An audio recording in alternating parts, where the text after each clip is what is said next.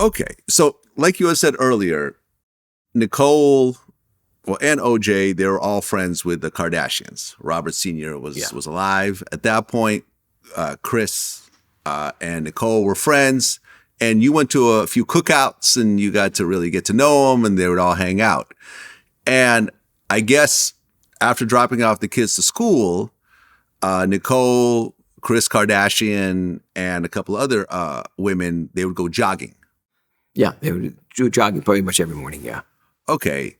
And sometimes during their jog, they would pass by Mezzaluna Restaurant, which is about 0.9 miles from the Bundy house. Okay, so on the night of June 12th, now this is outside of your knowledge, but this was all kind of happening. I'm going to set up a bit of a timeline. So at 6:30 p.m., Nicole Brown, her mom, and her kids, and maybe one or two other people, I think her sister, they went to Mezzaluna Restaurant to go eat. At 8 p.m., Nicole and her kids left Mezzaluna to stop for ice cream on the way home. At 9:15, Nicole's sister called Nicole and told her that their mom had actually left some glasses at the restaurant. Ronald Goldman, who she had known from going to the restaurant and jogging by there, actually volunteered to return those glasses to his house. Now, from the restaurant to Nicole's Bundy house is like 0.9 miles. Mm-hmm. Very close. Now, on your end, right around the same time at 9 o'clock, you're hanging out in the guest house and OJ comes by your door. Yeah. Tell me what happens next. So OJ came by my door and he asked if I could break a $100 bill, which I couldn't. But I said I have $40 and I gave it to him. And he said he was going to head out to get something to eat. And I had not eaten. I had played basketball. I went running. I was an insane runner, 15 miles a day. And I said, I'm starving. Can I come along? And this always stands out in me that I could see there's a pause. He didn't not that he didn't get excited for, God, Kato's inviting himself. But I could feel that he did not want me to be invited. So he paused and said, okay. I had no idea where we were going to go. And we ended up driving to a McDonald's. And it was, according to the police and the detectives told me, they asked me, why did they go to Matt McDonald's, the closer one? I didn't even know. First of all, I didn't know where we were going. Okay, so you jumped in his Bentley. Yeah. And he's driving.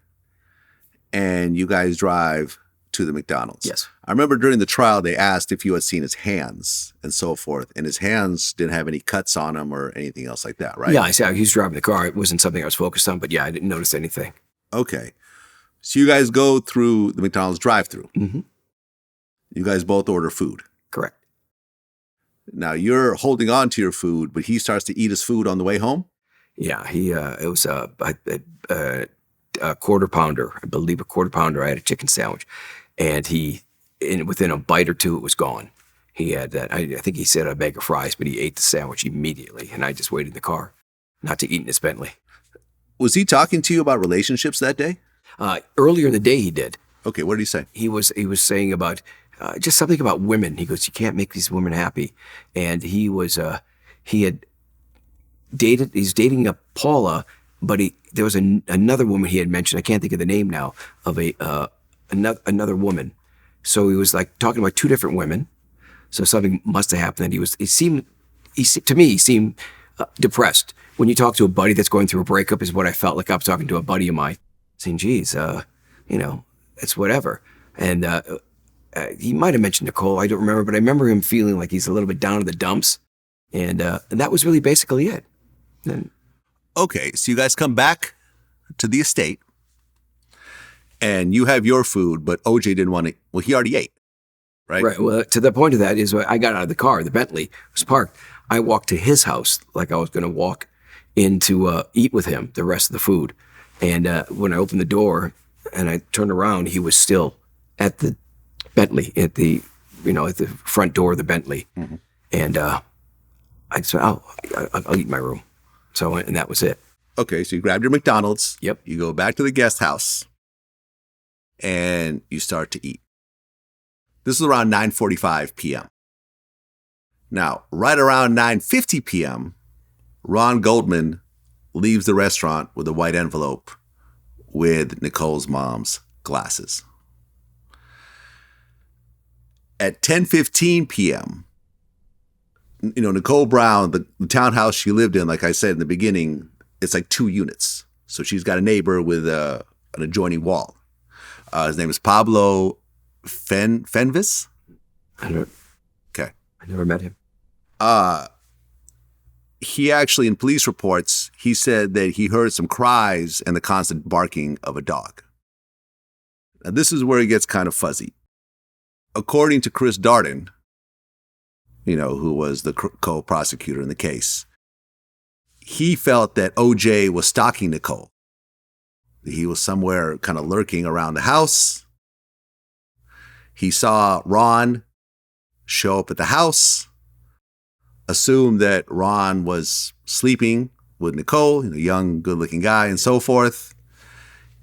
OJ somehow got Nicole to come outside, at which point he started to stab Nicole, and then Ron came outside as well, and then OJ killed him as well. This is according to Chris Darden. But, from the Bundy house where Nicole was living to the Rockingham house, it's only 2 miles away. Mm-hmm. So if you jump in a car, it's 6 minutes each way. Very close. So essentially from 9:45, you didn't know where OJ was. Mm-hmm. Correct. Okay. So here you are in your house, in the guest house, eating McDonald's, and you're making some phone calls and so forth, right? I think you called one friend named Tom, was it? Tom, he was a lawyer and a prosecutor. And I was making a joke like, I just got McDonald's eating with OJ, doing a thing like a buddy, like, hey, how's your Sunday or whatever night it was? How's your day? And he's a buddy of mine from Wisconsin, and to this day he's one of my best friends. And that gentleman later on was the United States Attorney, Bush appointed. Okay. So it's sort of amazing. Is great, smart man. And then I was talking to a girl named Rachel. Yeah, Rachel Ferreira. And Rachel and I were friends. We're not boyfriend and girlfriend. We went out on dates. It was a non-committal relationship, but definitely she's great. And we were discussing her to come over to my place, or she goes, no, you come to my place. And so I had 2 phone calls going on constantly while I have my McDonald's. Well, while you're having these phone calls at 10:25 p.m., a limo driver pulled up, Allen Park, because OJ was about to head to Chicago. Correct. And then at 10:40 p.m., you heard 3 loud thumps. Yeah. I call them thumps. I heard it was loud enough for me to think it was an earthquake. And I also realized that the picture behind my wall. Now, there is no window. It's just a wall. So I don't know what's going behind the wall. So I heard this and I said, geez, this is I was on with Rachel. I said, did we just have an earthquake? My picture moved. And she says, no, I didn't feel anything here. So that was just bizarre. And I would think nothing of it until, of course, after you start to go, well, that noise, now in hindsight, what could that have been? Well, you heard those thumps, your picture moved.